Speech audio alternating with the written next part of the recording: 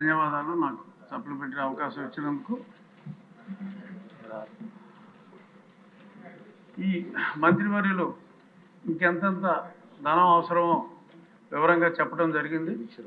నేను దాని గురించి ప్రస్తావించకుండా నేను ఒక క్వశ్చన్ ఏంటంటే, క్రీడలు అనేది చాలా అవసరం విద్యార్థులకి.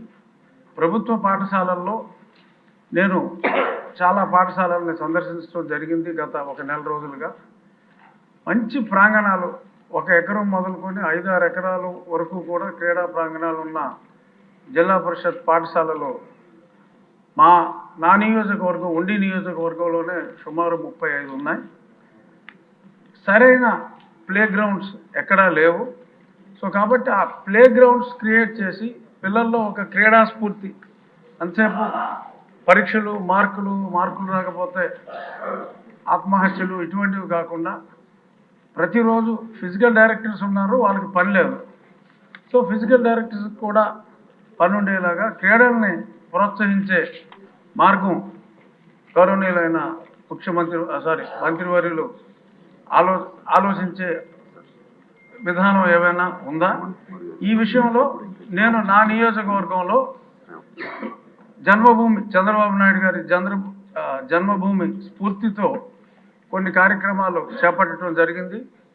ప్రజలే ఆ ప్రాంగణాన్ని మంచి పర్యావరణం ప్రేమికులందరూ చక్కని మొక్కలు కాదు చెట్లే తీసుకొచ్చి కడియం నుంచి నాటి అన్ని కోర్ట్స్, ఆడపిల్లలకి ఖోఖో కానీ, టెన్నికాయిట్ కానీ, మగవాళ్ళకి వాలీబాల్, షటిల్, ఇటువంటి ప్రాంగణాలని ప్రజలే క్రియేట్ చేసుకుంటున్నారు. అంటే ఇంకా చాలా వేల కోట్లు కావాలన్నారు కాబట్టి అన్ని వేల కోట్లు అవసరం ఉండదు. ఆ మధ్య పవన్ కళ్యాణ్ గారు ఆయనతో టీ తాగితే కూడా ఒక ఫండ్ రైజింగ్ పెట్టారు. అలాగే లోకేష్ గారితో అరకు కాఫీ తాగడానికి కూడా చాలామంది ముందుకు వస్తారు. సో ఆయన అలాంటి కార్యక్రమం ఏదైనా పెట్టే ఉద్దేశం ఉందా అని క్వశ్చన్ రూపంలో అడుగుతూ, ఆయన స్ఫూర్తితో చాలామంది ఈ స్కూల్స్లో ఈ క్రీడల డెవలప్మెంట్కి అంత తొందరగా బెల్కొట్టేయచ్చు సార్ అని అంత సమయం తీసుకోవాలి. అనుబంధం జస్ట్ అయిపోవచ్చు సార్.